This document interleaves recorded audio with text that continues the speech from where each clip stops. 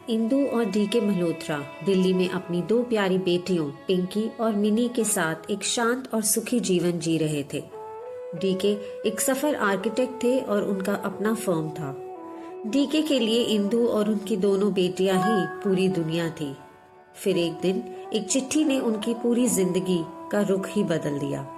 नैनीताल से एक बार तार आता है मास्टर जी का। डीके को याद आया कि ये वही मास्टर जी हैं जिन्होंने उन्हें स्कूल में पढ़ाया था। चिट्ठी में एक और नाम आता है भावना, एक नाम जो डीके के अतीत के उस पन्नों से जुड़ा है जिसे उन्होंने शायद कभी खोला ही नहीं था। सालों पहले जब डीके नैनीताल के दौरे पर गए थे, वहां उनकी मुलाकात भावना से हुई थी, एक अकेली दुखी लड़की जिसने हाल ही में अपने पूरे परिवार को खो दिया था। भावना की मासूमियत और अकेलापन डीके को अपनी ओर खींच लाया और उस एक रात ने उनकी पूरी जिंदगी ही बदल दी। भावना ने कभी नहीं बताया कि डीके और भावना का एक बेटा राहुल अब 9 वर्ष का हो चुका था। वह नहीं चाहती थी कि डीके की शादीशुदा जिंदगी में कोई तूफान आए, लेकिन अब जब भावना इस दुनिया में नहीं रही थी, राहुल अकेला था। मास्टर जी ने अपनी अंतिम इच्छा में लिखा कि डीके ही राहुल का एकमात्र सहारा है। और अब जब मास्टर जी का भी देहांत हो गया, तब गांव वालों ने राहुल को दिल्ली भेज दिया। स्टेशन पर डीके को राहुल को देखकर कुछ ऐसा महसूस हुआ जो शब्दों में नहीं कहा जा सकता। एक मासूम चेहरा जो अपने पिता को ढूंढ रहा था, बिना जाने कि वह सामने ही खड़ा है। इंदु को जब यह सच्चाई का पता चलता है तो उसका तो संसार ही जैसे बिखर जाता है। वह अपने ही पति को पराया महसूस करने लगती है।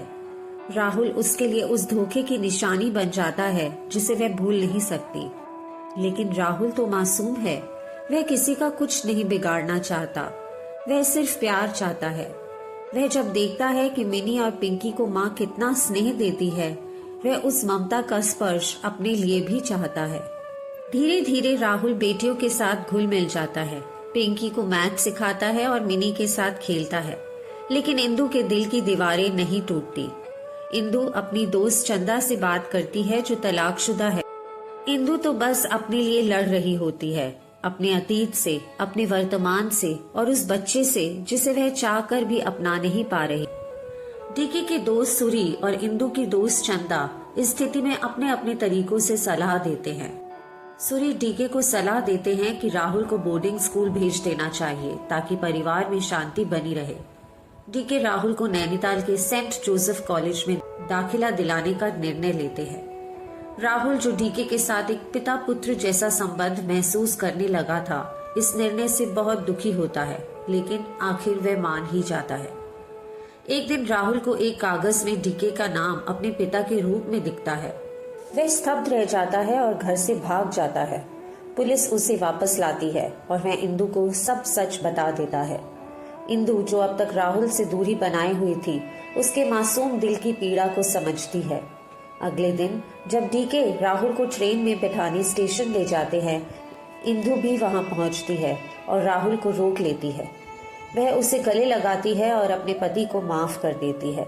परिवार एक साथ घर लौटता है, एक नई शुरुआत के साथ। मासूम एक ऐसी कहानी है जो हमें सिखाती है कि गलतियां इंसान से होती है, लेकिन माफी और अपनेपन से रिश्तों को फिर से जोड़ा जा सकता है।